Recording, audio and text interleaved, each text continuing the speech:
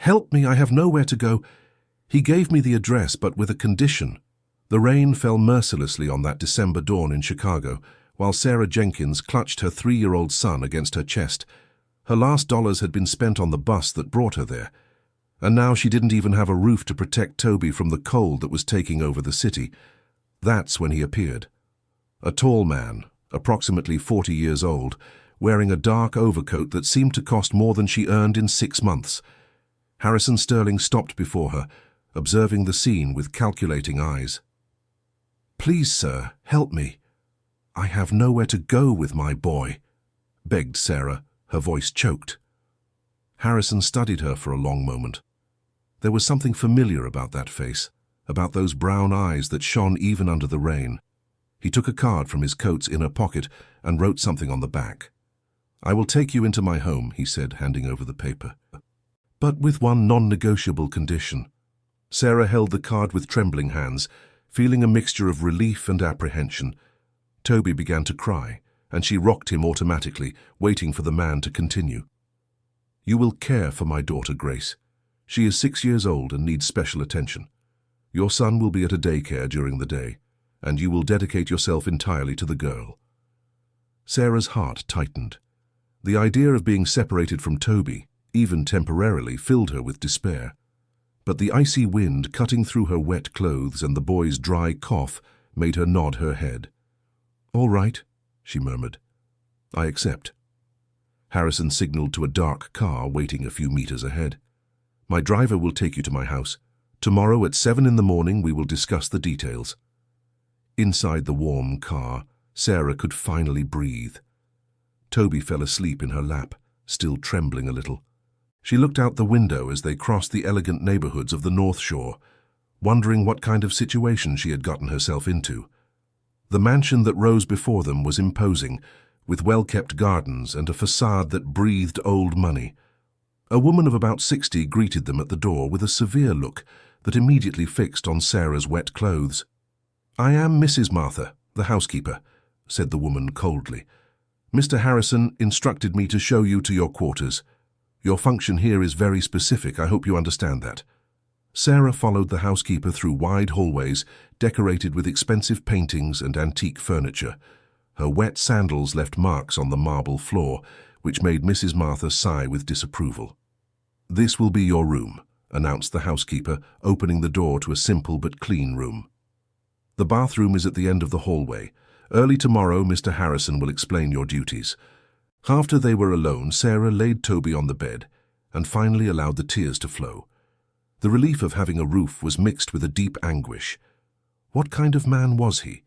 And what story lay behind the condition he had imposed? The next morning, the sun streamed through the window when knocks on the door woke her. Mrs. Martha entered without waiting for a reply, carrying a tray with coffee and bread. "Mr. Harrison expects you in the library in 30 minutes, she informed. "There are clean clothes in the closet. Your son will have breakfast in the kitchen." Sarah dressed quickly in the provided clothes, a simple but new set. Going down to the kitchen, she found Toby sitting in a high chair, eating a bowl of porridge under the watchful eye of a cook. "Mommy, the lady gave me yummy food," said the boy, smiling for the first time in days.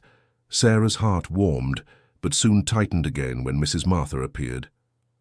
"Come, the master does not like to wait." The library was an intimidating space, with floor-to-ceiling shelves filled with leather-bound books. Harrison was seated behind a dark wooden desk, examining some papers. "Sit down," he said, without looking up. Sarah obeyed, her sweaty hands resting in her lap. Finally, Harrison looked directly at her. "My daughter Grace has autism. Since my wife left us 2 years ago, she hasn't been able to connect with anyone. Several nannies have tried and all have failed." He stood and walked to the window, his back to her. "You remind me of someone. Perhaps that will help Grace feel more at ease." "May I ask who I look like?" Sarah dared to ask. Harrison turned slowly, and she saw a shadow of pain cross his face. "My ex-wife, Eleanor." The silence stretched between them until Harrison resumed his cold, professional demeanor. "Your duties include caring for Grace from 7 in the morning until 7 in the evening, preparing her meals following the specific diet that Mrs. Martha will show you, accompanying her to therapies and activities, and never, ever contradicting her when she is having a crisis. Sarah nodded, feeling the weight of the responsibility. And my son? The Lakeside Discovery Center is 20 minutes from here. The driver will take him every morning and pick him up at 5 in the afternoon. You will only see him at the end of the day and on weekends. The thought of being away from Toby for so long distressed her, but she knew she had no choice. Where is Grace now? In her room. She doesn't come down for breakfast with strangers. Mrs. Martha will take you to her in a few minutes. Harrison sat back down and picked up a pen, signaling the conversation was over. Oh, one more thing, he added, without looking at her.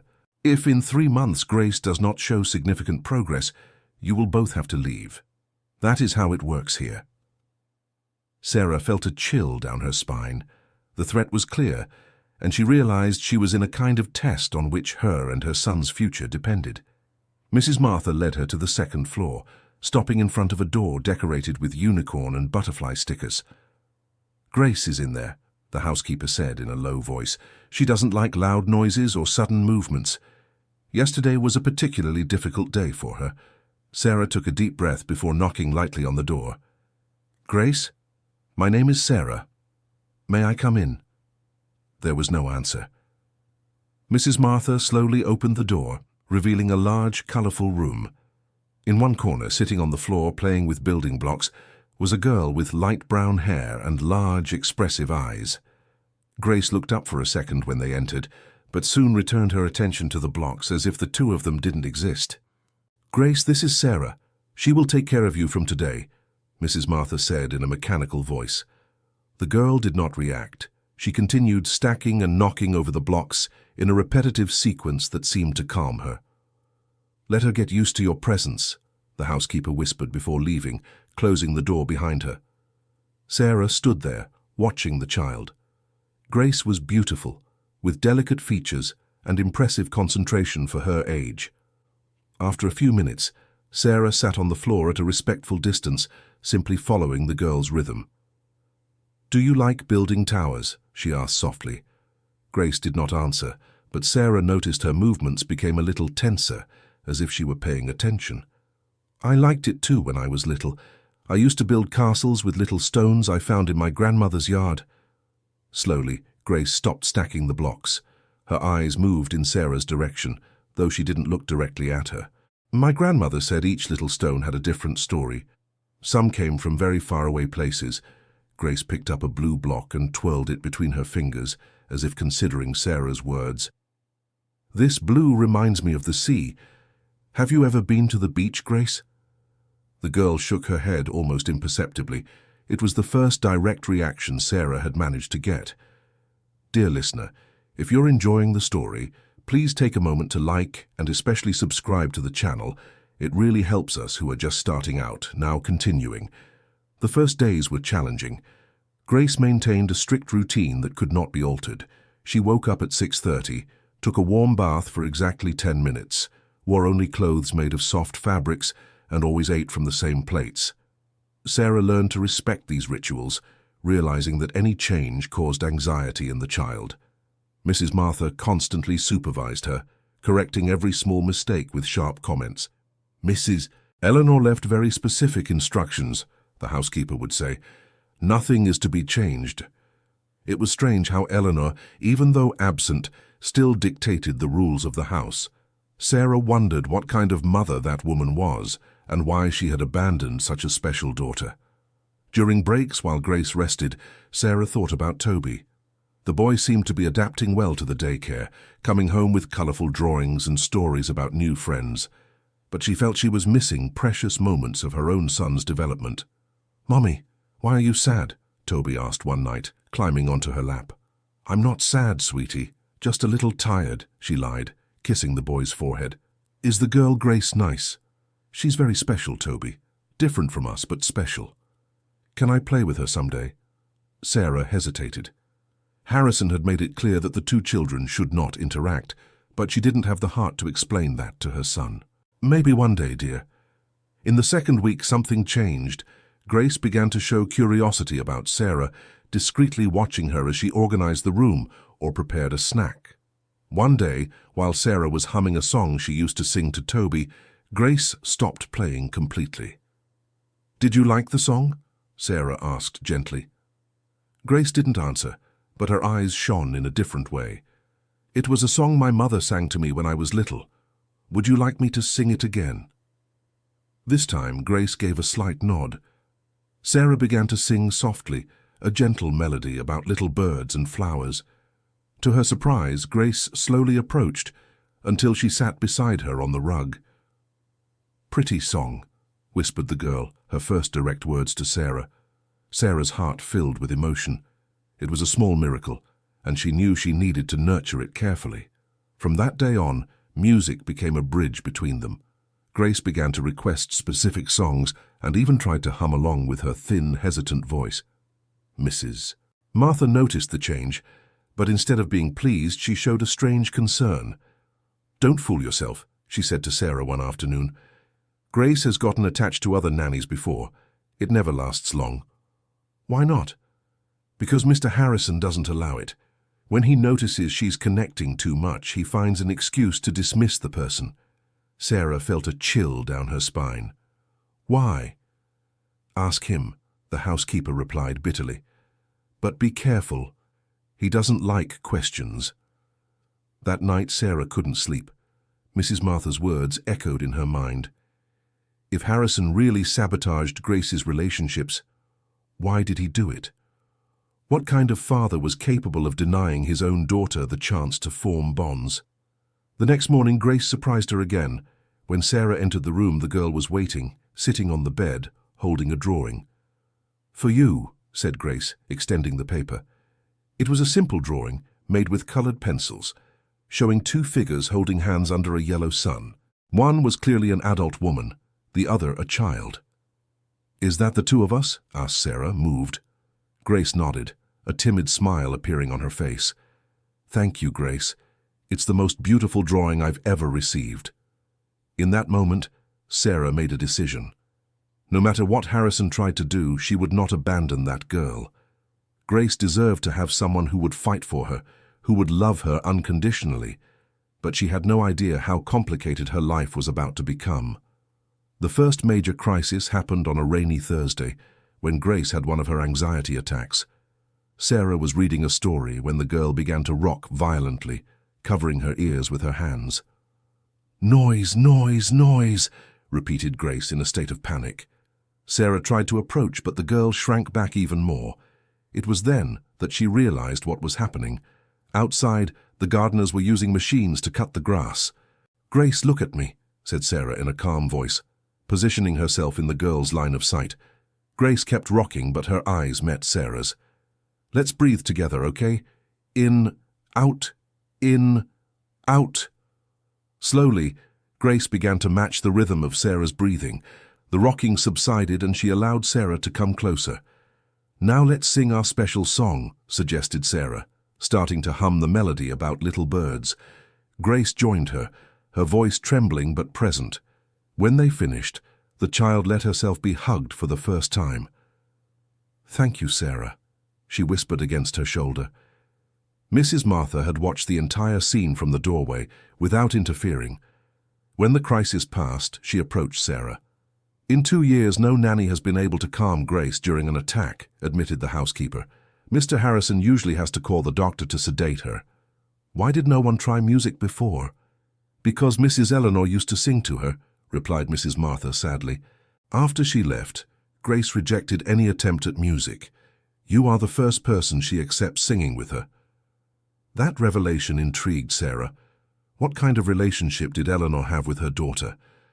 And why would a mother who clearly loved the child simply disappear? That night, Sarah decided to ask a few discreet questions. She found the driver, Mr. Arthur, smoking in the backyard after dinner. "Mr. Arthur, can I ask you something?" The middle-aged man looked at her kindly. He was one of the few people in the house who treated Sarah with kindness. "Of course, Mrs. Sarah." "What was Mrs. Eleanor like, Grace's mother?" Mr. Arthur took a long drag before answering. "A very good woman. She adored the girl, was always singing with her, making up games. Grace was a different child when her mother was around. Then why did she leave? The driver looked around, making sure they were alone. It wasn't quite like that, ma'am. Mrs. Eleanor didn't want to leave. It was the boss who— Arthur, what are you doing out here? Harrison's voice cut the conversation short. He had appeared on the veranda, watching the two of them with suspicious eyes. Just finishing my cigarette, boss, replied the driver quickly. And you, Sarah? Shouldn't you be looking after Grace? She's asleep, sir. I just came out for some air. Harrison descended the steps slowly, his presence intimidating. Grace had a crisis today. Mrs. Martha told me you managed to calm her. Yes, sir. How? Sarah hesitated. She had the impression she was being tested. Breathing and music. It seems she calms down with melodies. Something passed over Harrison's face, an expression Sarah couldn't decipher.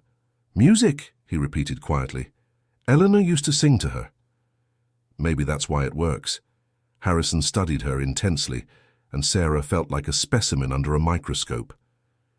Keep up the good work, he finally said. But remember, you're here to take care of Grace, not to ask questions about the past. The threat was clear, even if disguised as praise. Sarah nodded and headed back home, but not before noticing that Mr. Arthur had quickly disappeared. That night, lying in bed with Toby sleeping beside her, Sarah wondered what kind of mystery she had gotten involved in. Every person in that house seemed to hold secrets about Eleanor and about Grace's past. What had really happened to the girl's mother? The answer to that question was closer than she imagined, and it would completely change her understanding of the whole situation. The following week, Grace's progress accelerated remarkably.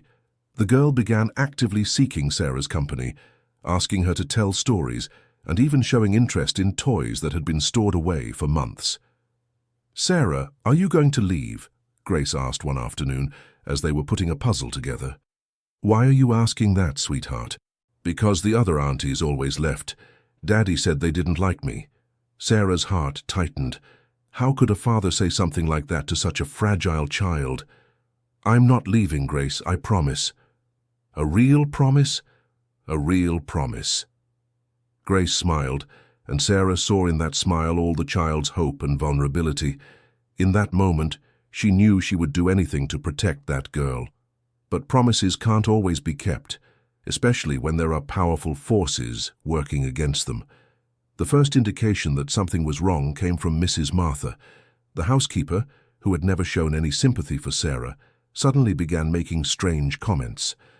Mr. Harrison is very pleased with your work, she said one morning, but there was something in her tone that suggested otherwise. That's good, isn't it? It depends. The master has very particular ways of dealing with complicated situations. Before Sarah could ask what that meant, Mrs. Martha left the kitchen, leaving her with more questions than answers. The situation became clearer a few days later, when Sarah accidentally overheard a phone conversation of Harrison's. She was passing through the hallway when his voice rose from the study.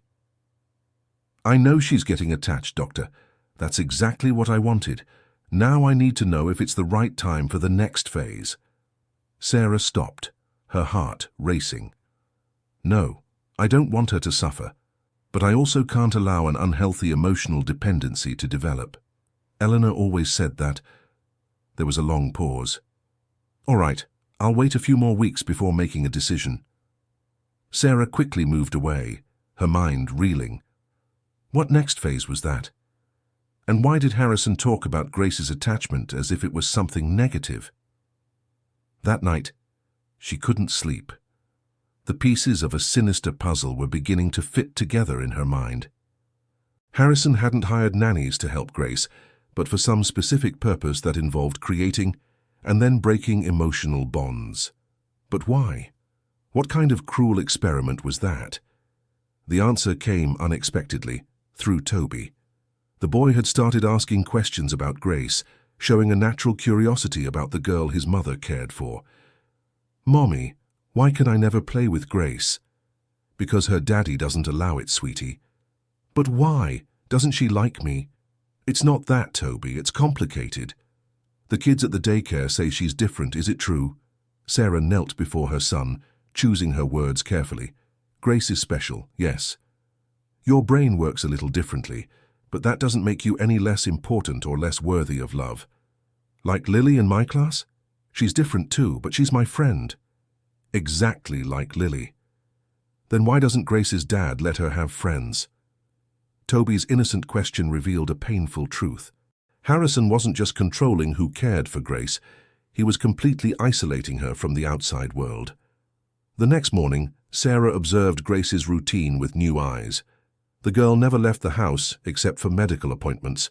She had no contact with other children. Her only social interactions were with adults paid to be there.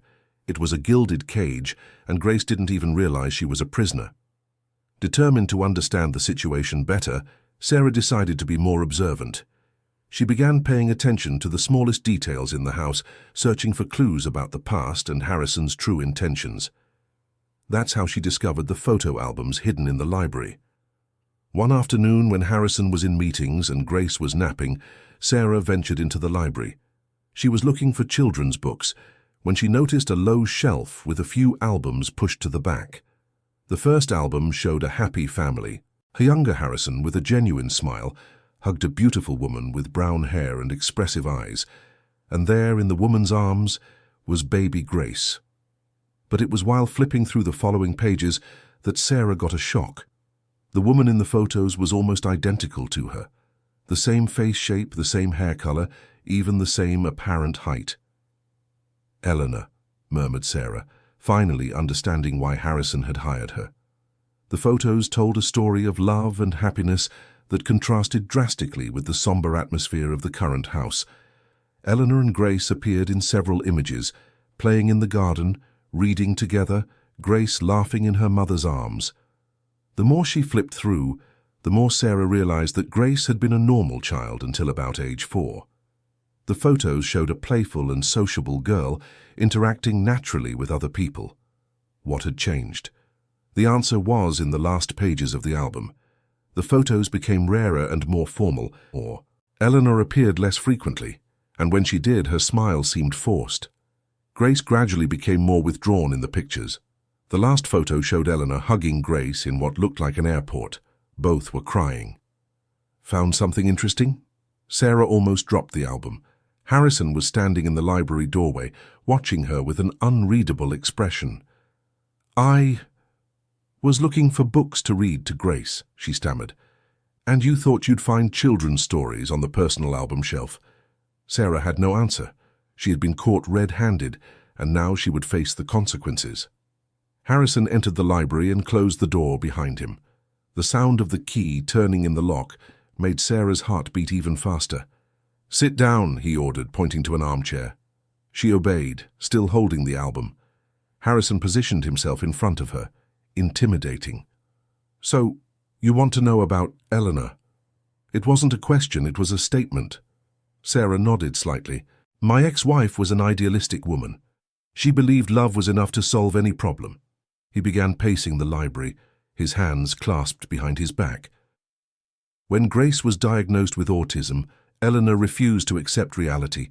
She wanted alternative treatments, unconventional therapies. She went so far as to question my decisions as a father. And what happened? What had to happen? I protected her from herself and protected Grace from her mother's fantasies. Sarah felt a chill down her spine. The way Harrison spoke, completely devoid of emotion, was disturbing. Eleanor was emotionally unstable. Your attempts to cure Grace only made the girl's condition worse. I had to make a difficult decision. What decision? Harrison stopped in front of the window, his back to her. Divorce and full custody. Eleanor was not a positive influence for Grace. But in the pictures they looked so close. Appearances can be deceiving, he cut in. Eleanor was fostering an unhealthy dependency. Grace needs to learn to deal with absence, to not get too attached to people. Finally, the pieces clicked in Sarah's mind. Harrison wasn't trying to help Grace socialize. He was deliberately teaching the girl not to trust, not to get attached, repeatedly traumatizing her with abandonment. "That's why you fire the nannies when Grace gets attached to them," said Sarah, her voice barely a whisper. Harrison turned slowly, a cold smile on his lips. "You're smarter than I expected." But that's cruel. Grace is just a child. Grace is my daughter, and I decide what's best for her. Eleanor tried to interfere, and look where that got her. Where is she now? Far from here, where she can no longer confuse Grace with empty promises of eternal love. The way he spoke made it sound like Eleanor was irreversibly lost. Sarah felt nauseous. And me? Am I just another experiment to traumatize your daughter? You're here because you need to be, but don't fool yourself into thinking your presence is permanent. When Grace learns the lesson she needs to learn, you will leave too. What lesson? That people always leave. It's better she accepts that now than suffers as an adult. Sarah stood up, indignant. That's not protection. It's psychological torture. Watch your words. Harrison's voice became dangerous. You are here by my generosity. I can put you and your son out on the street at any moment. The threat hit Sarah squarely. She had momentarily forgotten her own vulnerability. But rest assured, Harrison continued, your time hasn't come yet. Grace still has things to learn from you.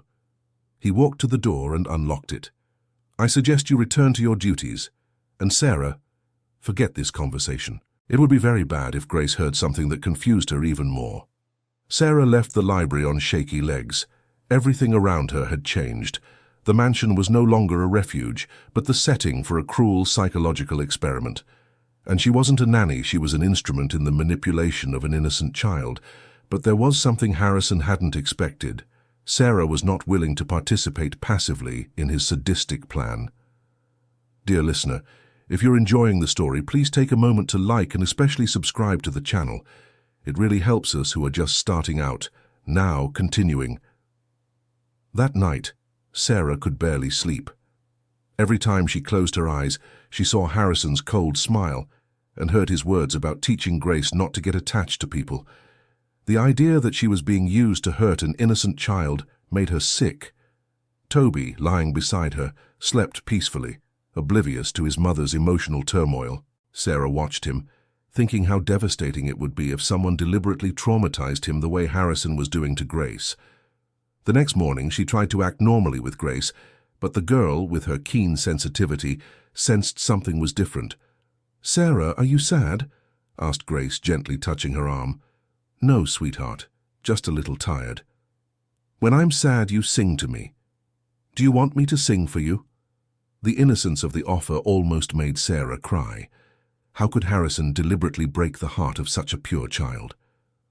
"I would love to hear you sing, Grace." The girl began to hum a simple melody, her sweet voice echoing through the room. It was a song about friendship and affection, and Sarah realized Grace had made up the lyrics herself. "Was it you who made up this song?" Grace nodded proudly. "It's about the two of us, about how you take care of me, and I like you." Sarah hugged the girl, feeling the weight of responsibility. She couldn't abandon Grace, but she also couldn't continue participating in Harrison's plan. She needed to find a third option. During lunch, she observed Mrs. Martha more closely. The housekeeper had shown some signs that she didn't completely agree with Harrison's methods either. Perhaps she could be an ally. "Mrs. Martha, may I speak with you after Grace falls asleep?" The housekeeper looked at her suspiciously. "About what?" "About things I've noticed, things that worry me, things that are none of your business, things that affect Grace." Mrs. Martha hesitated, then gave a brief nod. "In my room. At 9 o'clock?" The housekeeper's room was on the ground floor, in a separate wing of the house. It was simple but cozy, with family photographs on the walls and a crucifix above the bed. "Sit down," said Mrs. Martha, pointing to a chair, "and speak softly. The walls have ears in this house."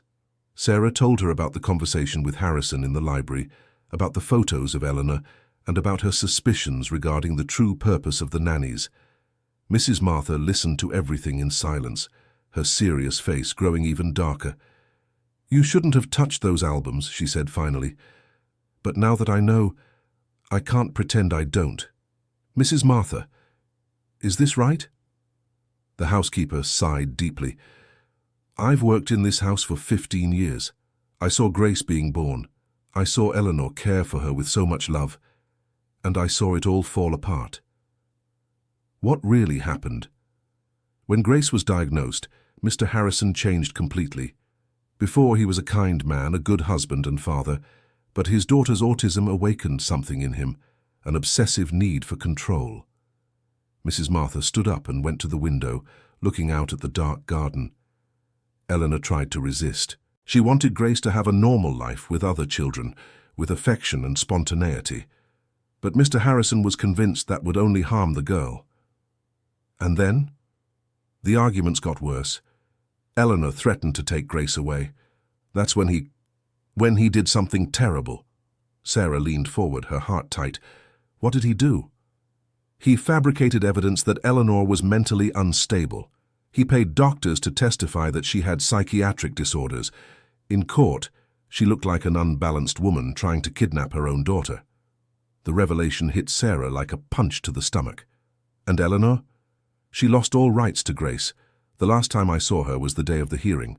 She was destroyed, crying, promising she would come back to get her daughter when she proved her sanity. But she never came back. Mrs. Martha shook her head sadly. Mr. Harrison has influence. Eleanor was admitted to a psychiatric clinic in another state, officially for a psychotic break. In reality, to keep her away from Grace. Sarah felt as if the floor were moving beneath her feet. Is she still there? I don't know, that was 2 years ago, but I know Mr. Harrison monitors any attempt she makes to get close. And the nannies?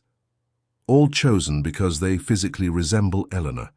Mr. Harrison believes it helps Grace heal from her attachment to her mother. Every time Grace grows fond of one of them and the person leaves, it's like reliving the loss of her mother.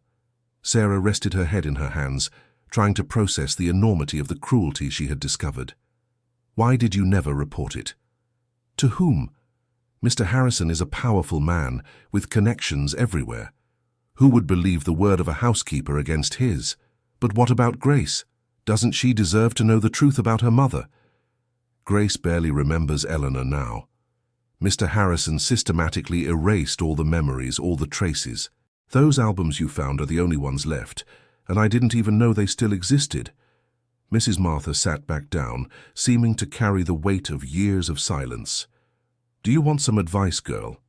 Take care of Grace the best you can while you're here, but don't fool yourself into thinking you can change anything. Men like Mr. Harrison always win. But Sarah was not willing to accept that. On the contrary, the conversation with Mrs. Martha had crystallized her determination. What if I brought Eleanor back? Impossible. Even if she is still alive and sane, Mr. Harrison would destroy any attempt at reconciliation. Then what if I documented everything, recorded conversations, gathered evidence? Mrs. Martha looked at her with a mixture of admiration and pity. You don't understand who you're dealing with. Mr. Harrison wouldn't hesitate to destroy your life too, and you have a son to think about. The mention of Toby made Sarah pause. Did she have the right to put her own son at risk to save Grace? But then she remembered the girl's smile when they sang together, the timid displays of affection, the growing trust in her eyes. Grace trusted her, and Sarah had promised not to leave. I can't just stand by and do nothing, she said finally. Then be very, very careful, warned Mrs. Martha. And if anything goes wrong, don't say I didn't warn you. That night, Sarah formulated a plan. First, she needed to find out what exactly had happened to Eleanor. Then find a way to document Harrison's abusive methods. Finally, expose everything in a way that couldn't be silenced or twisted. It wouldn't be easy, and the risks were enormous. But Grace deserved to have her life back, and Eleanor deserved the chance to embrace her daughter again. What Sarah didn't know was that Harrison already suspected her intentions, and that he was preparing his own response to the threat she represented. The next day, Sarah began her investigation subtly. During Grace's rest period, she used the library computer to search for information about Eleanor Sterling. What she found shocked her. There were records of psychiatric hospitalization, but also some strange inconsistencies in the dates and diagnoses. Even more interesting, she found mentions of a clinic in Milwaukee where Eleanor had been a patient. She memorized the clinic's name and address, planning to investigate later. That afternoon, Grace was particularly affectionate, asking to play house and insisting that Sarah be the mother in the game. "Sarah, are you going to be my mommy forever?" the girl asked, while pretending to cook in a toy kitchen. "Why are you asking that, sweetie?" "Because I dreamed about another mommy. She sang to me just like you, but then she went away and I was sad." Sarah's heart tightened. Grace was beginning to remember Eleanor. "What was she like, your dream mommy?" "Pretty. Just like you. She gave me a kiss before bed and told princess stories." "And what happened to her?" Grace paused the game, a confused expression crossing her face. "Daddy said she didn't like me, that she went away because I was different." Harrison's cruel lie hung in the air. Sarah felt anger growing inside her, but kept her voice calm. "Sometimes grown-ups get confused, Grace. It might be that your dream mommy liked you very much, but something stopped her from staying." "Like what?" "Sometimes people have to leave not because they want to, but because other people make them leave." Grace processed this with the seriousness of a child who had experienced too much suffering for her age. "Do you think she'll come back one day?" Sarah chose her words carefully. "I think mothers always love their children, even when they can't be near them." "Even if I'm different?" "Especially because you're different." "You're special, Grace." The girl smiled and went back to playing, but Sarah noticed she was more thoughtful for the rest of the day. That night, after everyone was asleep, Sarah quietly went down to Harrison's office. She had noticed he kept some documents in a locked drawer and wanted to try to find out if there was information about Eleanor. The drawer was locked, as expected, but Sarah had observed where Mrs. Martha kept the spare house keys. After a few minutes of careful searching, she managed to open it. What she found inside was even worse than she imagined. There was a detailed file on Eleanor, including falsified medical reports, recordings of phone conversations, and even photographs of the woman in vulnerable moments at the psychiatric clinic. But the most shocking was discovering that Eleanor was no longer hospitalized. According to the most recent documents, she had been discharged 6 months ago and was trying to rebuild her life in Milwaukee. Harrison knew exactly where Eleanor was, but kept Grace in the dark about her mother's existence. There were also documents about other nannies who had worked in the house. Sarah was horrified to discover that Harrison kept detailed dossiers on each of them, including personal information he shouldn't have had access to. The dossier on herself was particularly disturbing. Harrison had investigated her entire life before finding her that rainy night. The encounter hadn't been a coincidence, but a planned recruitment. He knew about her financial situation, about losing her job, about the eviction that had forced her onto the streets. He had orchestrated everything so she would be in that specific place at the right time. Sarah felt violated and manipulated, but also more determined than ever. She used her cell phone to photograph the most important documents, taking care to put everything back exactly as it was. When she finally returned to the bedroom, she found Toby awake. "Mommy, where were you?" "I went to get some water, sweetie. Go back to sleep." "Mommy, when are we leaving here?" The question caught Sarah by surprise. "Why are you asking that?" "Because I feel like you're sad here. At the daycare, the teacher said that when moms are sad, it's because they want to leave." Sarah lay down next to her son, hugging him. "Sometimes situations are complicated, dear, but I promise I'll always take care of you, no matter what happens." "And Grace too?" "And Grace too." Toby snuggled against her, satisfied with the answer. But Sarah stayed awake until dawn, planning her next move. Eleanor was alive and free. Grace had the right to know, and Sarah had evidence of Harrison's manipulation. Now she needed to find a way to reunite mother and daughter without putting herself and Toby in danger. The plan forming in her mind was risky, but perhaps it was the only chance to give back to Grace what Harrison had stolen from her, the unconditional love of her mother. The next day, Sarah told Mrs. Martha that she needed to take Toby to the doctor on Saturday afternoon and asked if she could take Grace for a walk in the park while Harrison was at his work meetings. "Mr. Sterling doesn't like Grace going out without prior authorization," replied the housekeeper. "But he's always working on weekends. Grace never leaves the house, never sees other children. That can't be healthy."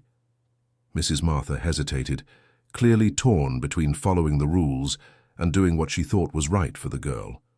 Just 1 hour, she finally said, and if he asks, it was my idea. On Saturday afternoon, Sarah left the house with both children. Toby was excited to finally meet Grace, and the girl, though shy, seemed curious about the boy Sarah sometimes talked about.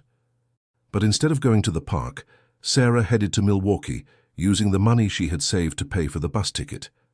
The address she had found in Harrison's documents corresponded to a small apartment in a modest building near the beach.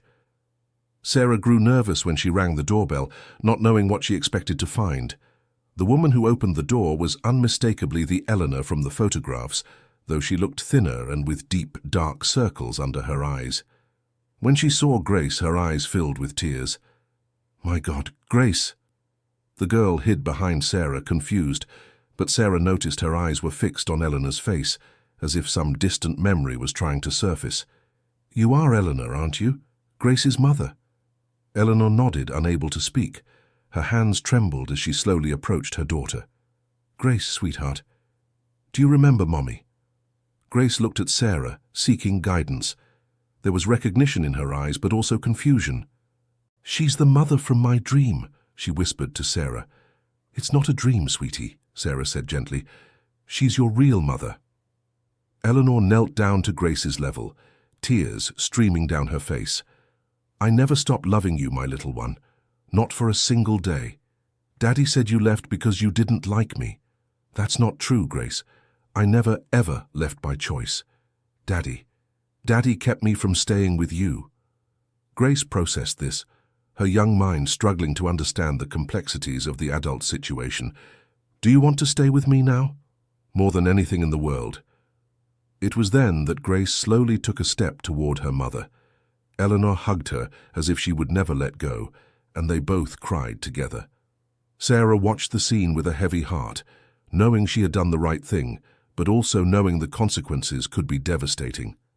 "How did you know where to find me?"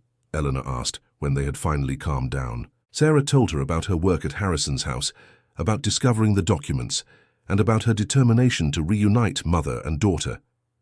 "He'll find out Grace is gone," Eleanor said, worried. "And when he finds out she saw me—" "I know. That's why we need to act quickly." "What do you mean? Do you have the legal right to see your daughter?" Eleanor shook her head sadly. "I lost all my rights in the hearing. The doctors Harrison paid made me look like a lunatic." "But you're not a lunatic. You're clearly sane and capable of caring for Grace." "It doesn't matter. The system already decided against me." Sarah thought quickly. There was another way.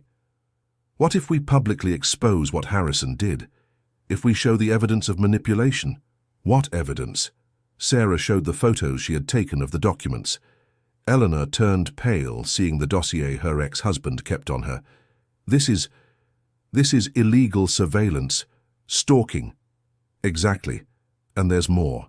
He keeps dossiers on all the nannies, orchestrates meetings that look like coincidences, uses Grace as a test subject in psychological experiments." Eleanor studied the images on Sarah's phone, her expression changing from sadness to outrage. "That monster. I always knew he was controlling, but this is psychopathy. Do you know any lawyer who can help us?"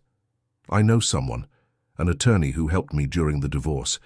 She always said there was something wrong with the case, but we couldn't prove it at the time." Sarah looked at her watch. 2 hours had already passed since they left home. "We need to get back before Harrison arrives. But Eleanor, can you come with us?" "Go to his house? Are you crazy?" "Not to the house, but what if you were waiting when we got back? At the gate, in the presence of witnesses?" Eleanor hesitated, clearly frightened at the prospect of facing Harrison. "I don't know if I have the courage." "Mom," Grace spoke for the first time since the reunion, "are you going to come back to me?"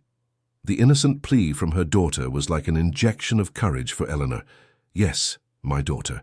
Mommy is going to fight to come back to you." The trip back was tense. Grace, now aware that there was a real mother who loved her, asked many questions that Sarah had difficulty answering without lying. Toby, who had observed everything with the natural curiosity of a child, asked, "Mommy, why did that man separate Grace from her mother?" "Because sometimes adults do wrong things, thinking they are protecting children." But Grace's mom seemed nice. She is nice, sweetheart.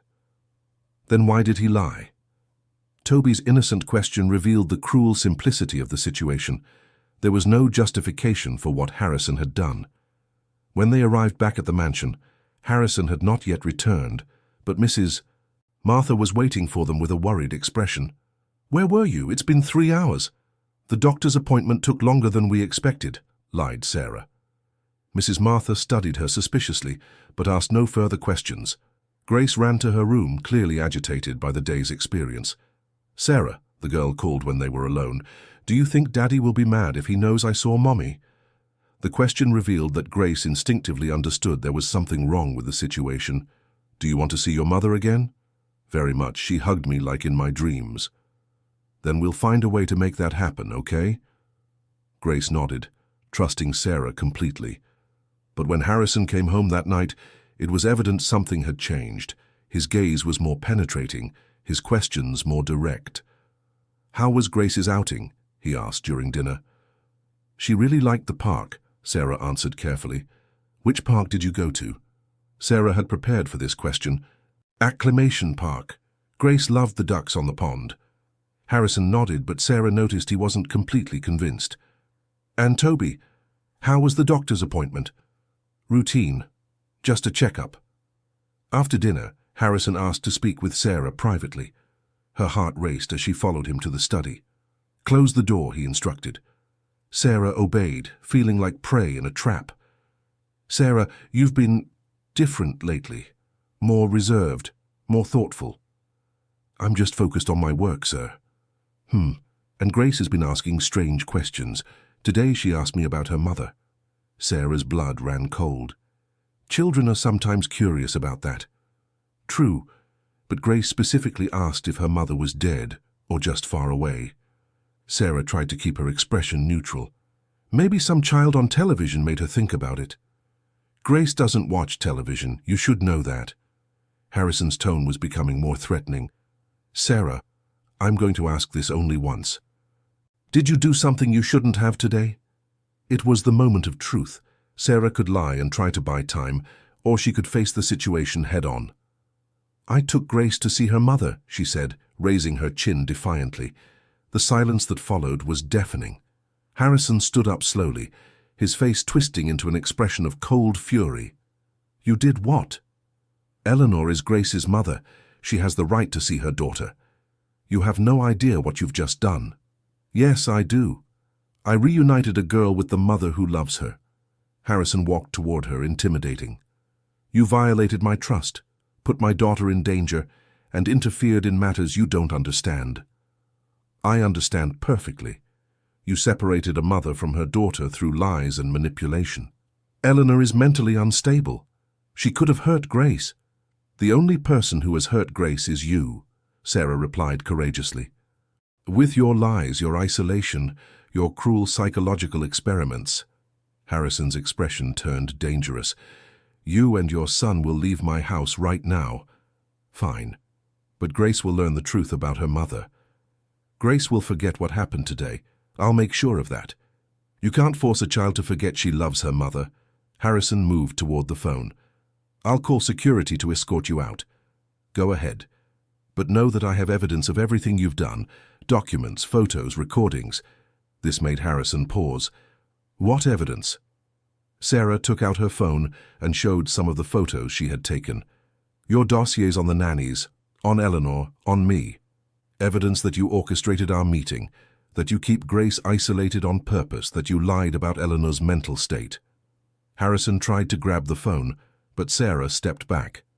"The evidence is secure, and if anything happens to me or to Toby, it will be automatically sent to the authorities."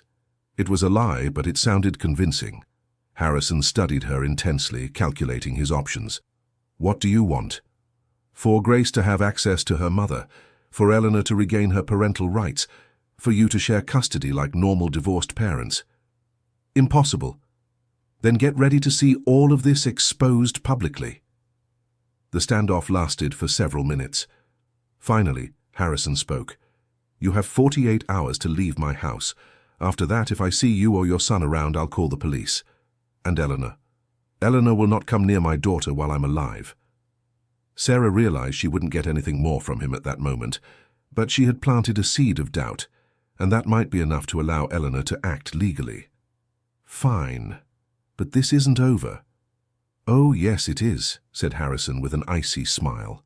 "And when it is, you'll wish you had never set foot in this house." Sarah left the office on shaky legs but determined. She had 2 nights to prepare Grace for their departure and to ensure Eleanor had the tools she needed to fight for her rights. The war for Grace's soul had only just begun. Dear listener, if you're enjoying the story, please take a moment to like and especially subscribe to the channel. It really helps us who are just starting out, now continuing. That night, Sarah barely slept. Every noise in the house kept her alert, fearing Harrison might decide to throw them out before the deadline he had given. Toby, sensitive to his mother's tension, was restless and woke up several times during the night. The next morning, the atmosphere in the house was heavy. Mrs. Martha avoided looking Sarah in the eye, and Grace immediately sensed something was wrong. "Sarah, why is everyone sad today?" the girl asked during breakfast. "Sometimes adults have problems to solve, sweetie. Does it have to do with the mommy I saw yesterday?" Sarah looked around, making sure no one else was listening. "Grace, do you remember your real mother?" "I do. She hugged me and said she loves me." "That's true, she loves you very much, but Daddy doesn't want you to see each other." Grace processed this with the seriousness of a child who had already learned that the adult world was full of painful contradictions. "Why?" "Because he's afraid." "Afraid of what?" "Afraid of losing you." Grace thought for a moment. "But I can love both of them, can't I?" The simplicity of the observation almost made Sarah cry. A 6-year-old could understand what a grown man refused to accept. "Of course you can, sweetheart. The heart has room for lots of love." During the morning, while Grace played, Sarah managed to discreetly call Eleanor. The conversation was tense, as both knew time was running out. "Did you manage to speak with the attorney?" asked Sarah. "Yes, Attorney Rachel will see us this afternoon. She was very interested in the evidence you collected. Harrison gave me 48 hours to leave the house. After that, it will be very difficult to get access to Grace." "I know. Rachel is preparing an emergency petition to request supervised visits. With the evidence of manipulation, she thinks we have a chance. And if we don't succeed..." "We can't think like that. We have to try." Sarah looked at Grace, who was singing softly while coloring a drawing. The girl seemed happier since she saw her mother, as if a lost part of herself had been recovered. "Eleanor, there's something you need to know about Grace. She changed after seeing you. She's more complete." "What do you mean?" "It's as if she was only living half a life, and now she's whole again." On the other end of the line, Eleanor began to cry. "My baby. What has that monster done to my baby?" "But it's not too late. She remembers you, Eleanor. Deep down, she always remembered. I will fight for her, no matter how long it takes or how much it costs." After lunch, Sarah noticed that Harrison had left for a meeting. It was her chance to have a final conversation with Grace. "Grace, I need to tell you something important." The girl stopped playing and paid attention. "Toby and I are going to have to leave tomorrow." Grace's eyes filled with tears immediately. "You promised you wouldn't leave." "I know, sweetheart, and I don't want to go, but sometimes things don't work out as we plan." "Is it because of Mommy? Is Daddy angry because I saw her?" Sarah nodded sadly. "Daddy thinks it's for the best." "But I don't want you to go." Grace began to cry and Sarah hugged her tightly. "Listen carefully, Grace. Just because I'm leaving doesn't mean I don't love you. And just because your mother left a long time ago doesn't mean she stopped loving you." "So why does everyone I love leave?" The question broke Sarah's heart. That was exactly what Harrison was trying to teach his daughter, and it was working. Sometimes people leave not because they want to, but because they have to. But the love stays. Love never leaves. "How will I know?" Sarah thought quickly, then took off a small necklace with a pendant she wore around her neck. "See this? It was from my grandmother, who also loved me very much. When I look at it, I remember her love. I want you to have it. But it's yours. Now, it's yours. And every time you look at it, you'll remember that I love you and that your mother loves you. And one day when you're older, you'll understand that love is stronger than any separation." Grace held the pendant as if it were the most precious object in the world. "Do you think I'll see Mommy again?" "I'm sure of it." "A real promise?" "A real promise." That afternoon, while Grace was napping, Sarah had a final conversation with Mrs. Martha. "Will you be all right after I leave? I've worked in this house for 15 years. I'll keep working. And Grace, who will take care of her?" Mrs. Martha sighed. "Mr. Harrison will probably hire another nanny. The cycle will start over. Unless Eleanor gets her rights back. That would be a miracle, but I hope for it. Would you testify about what you've seen here? About how Harrison treats Grace?" Mrs. Martha hesitated for a long time. "If it's necessary, if there really is a chance to return Grace to her mother, perhaps I'll find the courage. Thank you. Grace will need every possible ally." When Harrison came home that night, he seemed calmer, as if he had reached some decision. "Sarah, I want to speak with you." This time he didn't ask to go to the office. He spoke right there in the living room, where Mrs. Martha and the children could hear. "I've thought more about our conversation yesterday." Sarah was surprised. "I didn't expect a change in stance. Perhaps I was too rigid. Grace has clearly grown attached to you. It would be cruel to separate them like this." "What are you trying to say?" "I am willing to reconsider. You can stay, but with some conditions." Sarah was immediately suspicious. Harrison was not the type of man who changed his mind without a hidden motive. "What conditions?" "First, you will never mention Eleanor to Grace again. Second, you will sign a confidentiality agreement about everything you have seen in this house. Third, you will hand over all the evidence you have collected." Now Sarah understood the game. Harrison was trying to buy her silence. "And if I refuse?" "Then tomorrow you and your son will be out on the street, and I will make sure Eleanor never gets near Grace again." "How?" "I have my methods. Eleanor may have left the clinic, but there are other ways to keep her away." The veiled threat made Sarah shudder. Harrison was clearly capable of delivering on his promises. "I need time to think." "You have until tomorrow morning." That night Sarah agonized over the decision. If she accepted Harrison's proposal, she could continue caring for Grace, but she would be complicit in separating the girl from her mother. If she refused, she would lose any chance to protect Grace, but perhaps she would allow Eleanor to fight for her rights. It was then that she received a text message from an unknown number. "Don't accept his proposal. Trust me. E." Eleanor had found a way to communicate with her. Sarah replied, "What if he carries out his threats?" The reply came quickly. "Rachel got a court order. He can't stop me from seeing Grace. Be strong for one more day." Sarah felt relieved, but also nervous. If Eleanor was about to take legal action, Harrison would become even more dangerous. The next morning, Sarah gave her answer. "I do not accept your conditions." Harrison did not seem surprised. "Then you and your son have 1 hour to pack your bags and leave my property." "May I say goodbye to Grace?" "No. Goodbyes only traumatize children like her. It's better if you simply disappear." Sarah felt anger boiling inside her. "You can't do this to her. Grace needs to understand she's not being abandoned again." "I can and I will. Grace will learn that people leave. It's a lesson she needs to learn." Mrs. Martha, who had overheard the entire conversation, intervened. "Mr. Harrison, with all due respect, this is cruelty." "Martha, you have worked for me for many years. I expect you're not thinking of questioning my decisions." The implicit threat made the housekeeper back down, but Sarah saw determination in her eyes. While packing quickly, Sarah managed to hide a letter under Grace's pillow.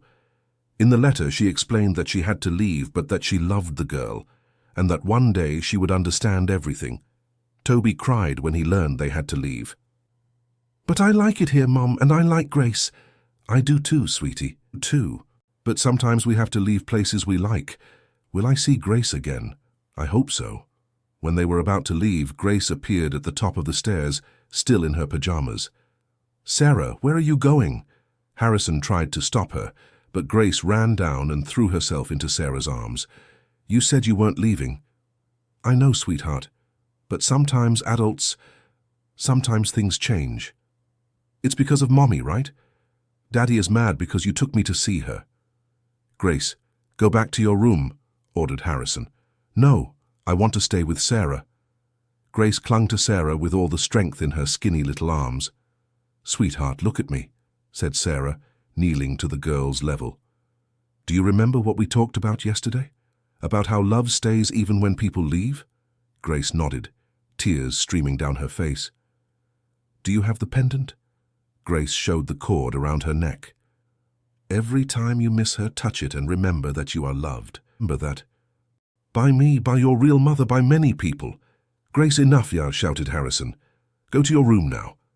And remember," Sarah whispered quickly, "sometimes mothers have to fight to get back to their children.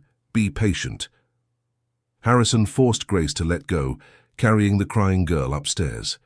Grace's screams echoed through the house as Sarah and Toby were escorted out. Outside the gate, Sarah turned to look at the mansion one last time. In the second-floor window, she saw Grace pressing her hands against the glass, still crying. "Come on, Mommy," said Toby, pulling her hand. "You're crying." Sarah wiped her tears and took her son's hand. She didn't know where they would go now, but she knew she had done the right thing. 3 hours later, as she walked the streets with Toby and their few belongings, Sarah's phone rang. "Sarah, it's Eleanor. Rachel did it. We have a court order for supervised visits. I'm going to see my daughter tomorrow." "That's wonderful. Grace will be so happy." "And there's more. The judge also ordered an investigation into the conditions Grace is living in. Your evidence was crucial." "So it's going to work out?" "It's a start. It will still be a long battle, but now I have a real chance to get my daughter back." Sarah smiled despite her own precarious situation. "Eleanor, take good care of her. Grace is a special girl." "I know. And Sarah. Thank you. You risked everything to reunite a mother with her daughter. I will never forget that." After hanging up, Sarah felt a little better. Maybe her own life was in pieces again, but it had been worth it if it meant Grace would have her mother back. "Mommy, where are we going now?" asked Toby. "I don't know yet, sweetheart, but we'll find a place." "Can I call Grace when we find a place?" "Maybe. When she's with her mother, maybe we can visit them." Toby nodded, satisfied with the prospect.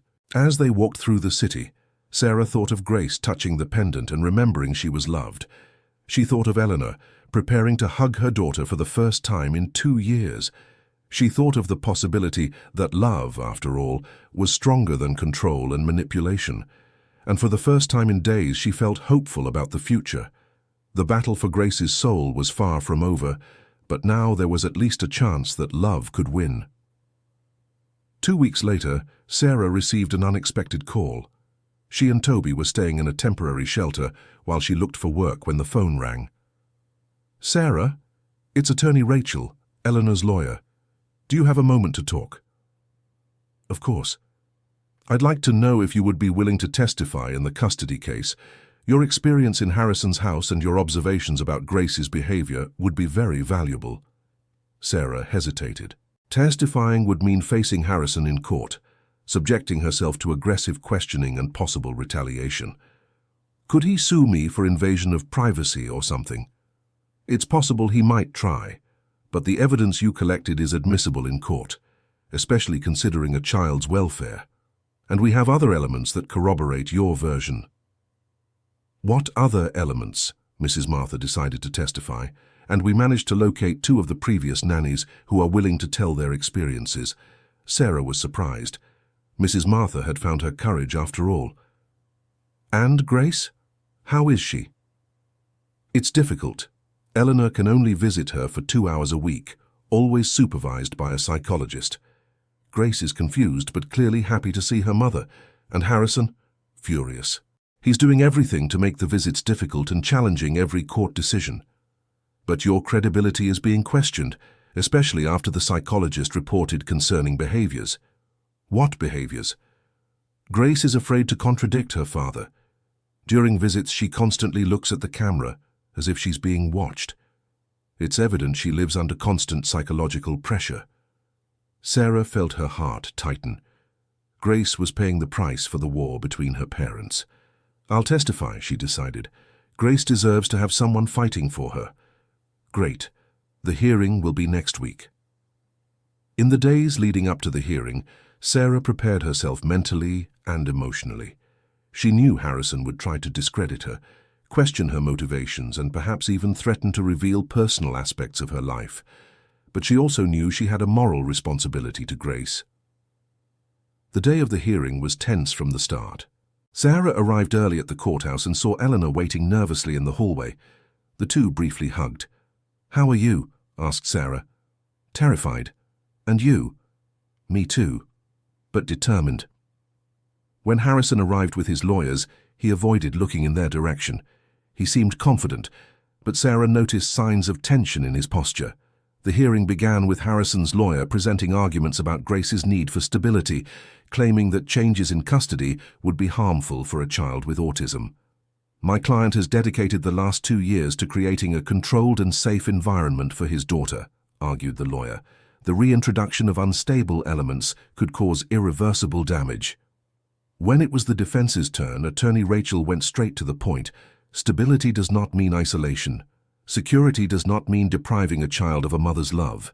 The evidence will show that Mr. Harrison Sterling has been subjecting his daughter to a cruel and systematic psychological experiment. The first witness was Mrs. Martha.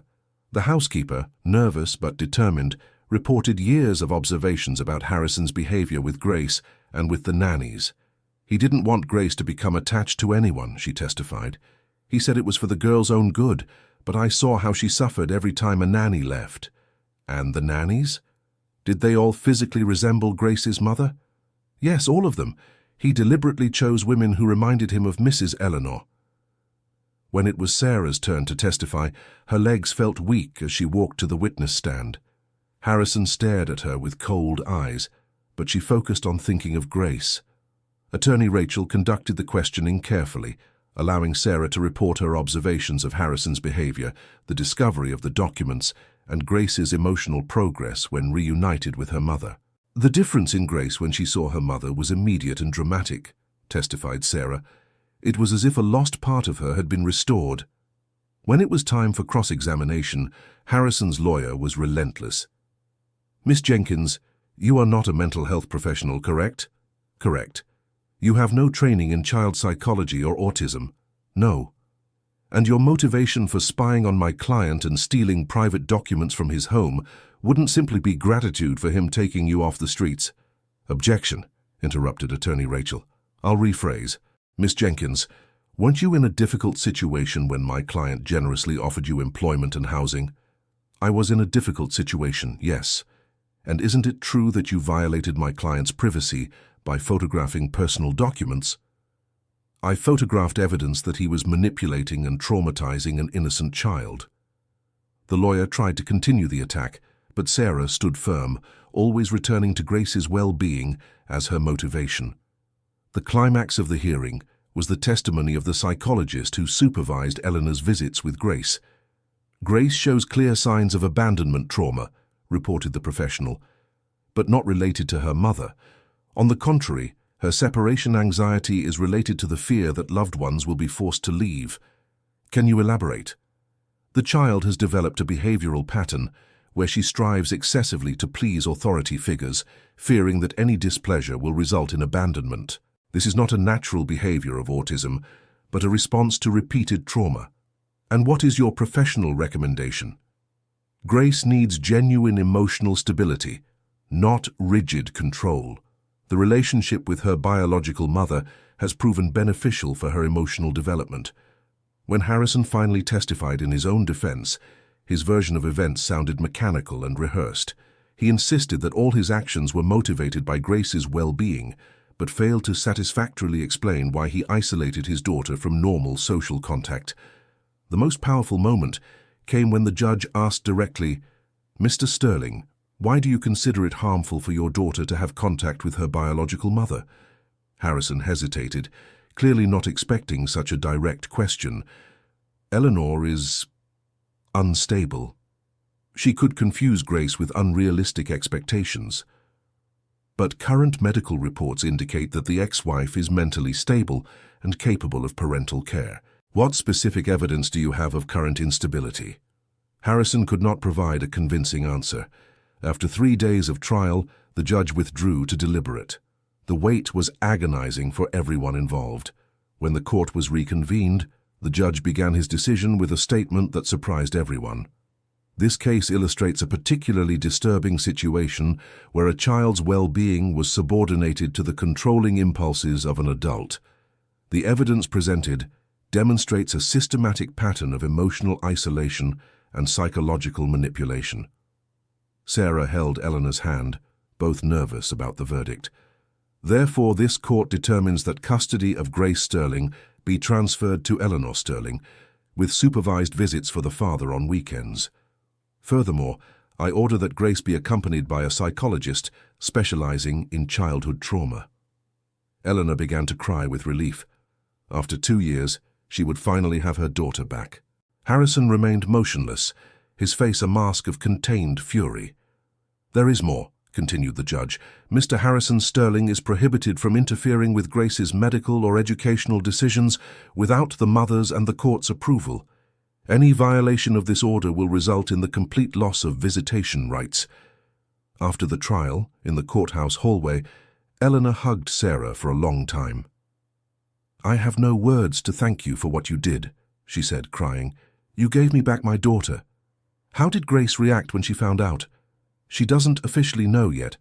The psychologist wants to prepare the transition carefully, but when I said we could spend more time together, she asked if you would also come to visit." Sarah smiled through her own tears. "Of course I'll visit." "Actually," Eleanor said hesitantly, "I have a proposal. I know you're out of work and living temporarily." "Eleanor, you don't have to." "It's not charity. Grace trusts you and I'm going to need help with the transition. If you want, you can work with me taking care of her, as partners, not as boss and employee." Sarah was touched by the offer. "Are you sure?" "Absolutely. Grace will need people who genuinely love her around her. And Toby is welcome too. Grace always asks about him." 3 months later, Sarah watched Grace and Toby playing in the backyard of the simple but welcoming house that Eleanor had rented in a quiet neighborhood. Grace still had difficult days, fighting against years of psychological conditioning, but she was clearly happier. "Sarah, look!" shouted Grace, showing a drawing she had made. It was a family, a mother, a child, and 2 smiling adult figures. "It's all of us together," the girl explained proudly. "It's beautiful, sweetheart." "You know what's the best part?" said Grace, hugging Sarah's legs. "Now I know that when people go away, it's not because they don't like me. And I know that some people stay." Sarah knelt to hug the girl, touching the pendant Grace still wore religiously around her neck. "Some people always stay, in your heart." Eleanor approached, holding a letter. "Sarah, something arrived for you." It was a letter from the court. Sarah opened it nervously, fearing it was some kind of retaliation from Harrison. Instead, it was a notification that Harrison had lost a legal battle against her. He had tried to sue her for invasion of privacy, but the judge had dismissed the case, ruling that her actions were justified by the welfare of a child. More interestingly, there was a second notification. Other families who had gone through similar situations with professionals Harrison had hired were filing class action lawsuits. His pattern of behavior was apparently broader than anyone had imagined. "Good news?" asked Eleanor. "Great news. I think Harrison is finally going to face the consequences of his actions." That night, after the children had gone to sleep, Sarah and Eleanor talked on the porch about the future. "Sometimes I still can't believe we made it," said Eleanor. "For a while I thought I'd never see my daughter again." "Love always finds a way," Sarah replied, "even when it seems impossible." "And you? Are you happy with your decision to stay?" Sarah looked through the window into the room where Toby and Grace slept in separate beds, but in the same space like siblings. Toby had adapted wonderfully to the new situation, and his friendship with Grace was helping both children grow. "Happier than I ever imagined I could be," she answered honestly. Sarah, can I ask you something? Of course. That night, when Harrison found you in the rain, if you had known everything that was going to happen, would you still have accepted his offer? Sarah thought carefully about the question. Without a doubt, because it meant finding Grace. And you. And discovering that sometimes the most difficult situations lead us exactly where we need to be. Even with all the suffering? Especially because of the suffering. It taught me to fight for what's right, even when it seems impossible. They sat in comfortable silence, watching the stars. You know what Grace told me yesterday, Eleanor said eventually. What? That she wants to be like you when she grows up. Like me? She said, I want to help children who have mothers far away from them, just like Sarah helped me. Sarah felt her eyes fill with tears. That girl is going to change the world one day. She already changed mine, said Eleanor. And yours too. 6 months later, Eleanor had stabilized financially with a small consulting business, and Sarah was studying child psychology at night, inspired by her experience with Grace. Grace, in turn, was attending an inclusive school where her autism was seen as a difference, not a disability. She made friends, participated in artistic activities, and rarely had meltdowns. Toby had adapted so well that he considered Grace his sister in heart, and he often protected her from children who didn't understand her differences. One day, Grace came home from school with unexpected news. Mum, Sarah, there's a new girl at my school. She cries a lot because her daddy won't let her see her mum. Eleanor and Sarah exchanged meaningful looks. How do you know that, sweetheart? Asked Eleanor. She told me during recess. She said her daddy says her mum doesn't like her, but she knows that's not true. What did you say to her? I said that sometimes daddies get confused, but that mothers always love their children, and that if she wants, she can talk to you, because you know how to help. Sarah knelt before Grace, impressed by the girl's emotional maturity. Do you really want us to help this girl? I do, just like you helped me. And so began a new chapter in their lives. Gradually, word spread about the work Eleanor and Sarah did together, helping families in complicated custody situations. It wasn't easy work and it didn't always have a happy ending, but every family reunited, every child who regained hope, justified all the efforts. Grace became an unofficial ambassador for the project, using her own experience to comfort other children going through similar situations. Her autism, far from being a limitation, proved to be an advantage, allowing her to connect with children who felt different or misunderstood. 2 years after the trial, Sarah received an unexpected call. It was Mrs. Martha. How did you get my number? Eleanor gave it to me. I hope you don't mind. Of course not. How are you? Good. Actually, I'm calling with some news. Mr. Harrison. He died last week. Sarah fell silent, processing the information. How? A heart attack. He was alone at home. It seems the last few years were hard for him. He lost several cases, his reputation, many clients. I'm sorry. Me too. Despite everything, I worked for him for many years. But I'm calling for another reason. What is it? He left a letter, specifically for Grace, and some documents I think Eleanor should see. What kind of documents? Letters. Many letters that Eleanor wrote to Grace over the years. He never delivered any of them. Sarah felt her heart tighten. Mrs. Martha, can you bring those documents here? I can. I think Grace deserves to know her mother never stopped writing to her. When Mrs. Martha arrived at their house that afternoon, she brought a box full of letters and Ricardo's final letter.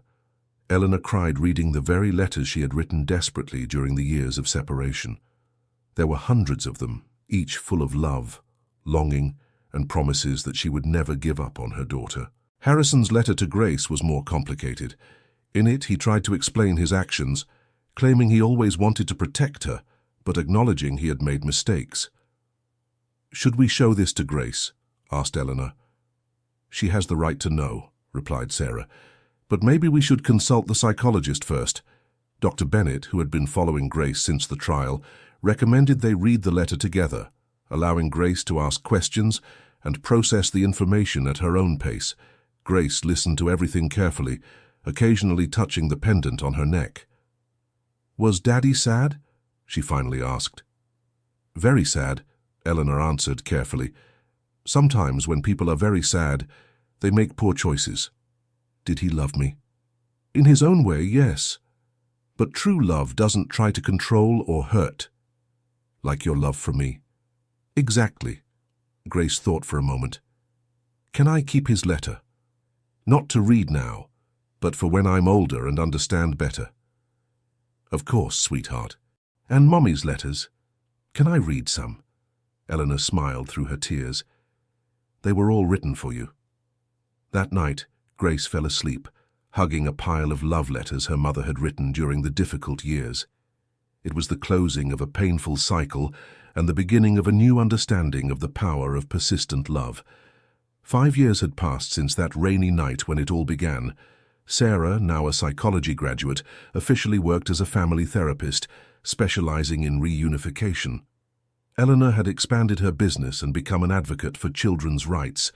Grace, at 11 years old, was a confident and articulate pre-teen who used her experience to guide other children in difficult situations. Her autism was now seen as part of her unique personality, not as something that needed to be cured.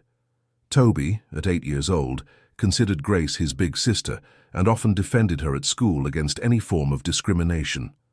One Saturday morning, while they were all having coffee together, Grace made an announcement. "I've decided what I want to be when I grow up."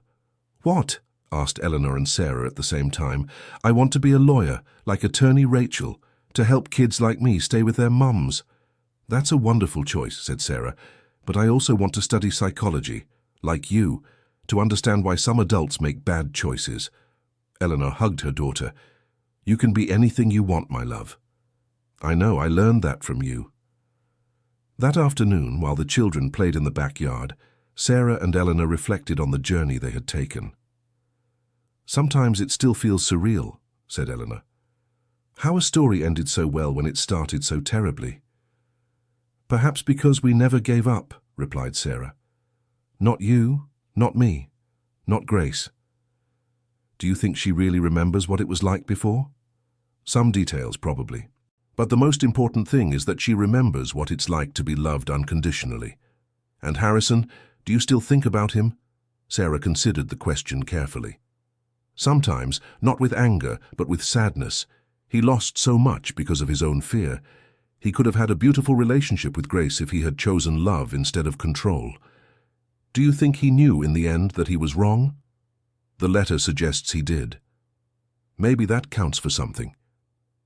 They watched Grace teaching Toby how to plant sunflower seeds in the garden. "You know what the best part of all this is," said Eleanor.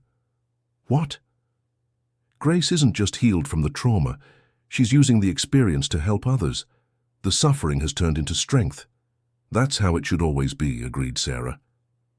That night, after everyone was asleep, Sarah went out to the porch to enjoy the silence of the night. The pendant she had given Grace years ago now hung around the girl's neck, as a permanent symbol of love and connection. She thought about the journey that had brought her there, from hopelessness in the rain to the fulfillment of having helped build a family. It wasn't the family she had imagined when she was young, but it was perfect in its own way. Her phone vibrated with a message. It was from Dr. Bennett, the psychologist. "Sarah, I have a family that needs help. Situation similar to Grace's. Would you and Eleanor be available?" Sarah smiled and typed the reply, "Always." Because she had learned that true love not only heals, but multiplies. And as long as there were children needing to be reunited with the love that was rightfully theirs, she would be there to fight for them, just as someone had fought for Grace, just as Grace would now fight for others. The cycle of love continued, stronger with each generation. End of story. Now tell me what you thought of this story and where you're watching from. If you have something to share with us, leave it in the comments with sincere words. Do you believe Sarah made the right decisions? We would love to read your opinion. Thank you so much for your company. Don't forget to leave your like and, most importantly, subscribe to the channel so you don't miss other moving stories.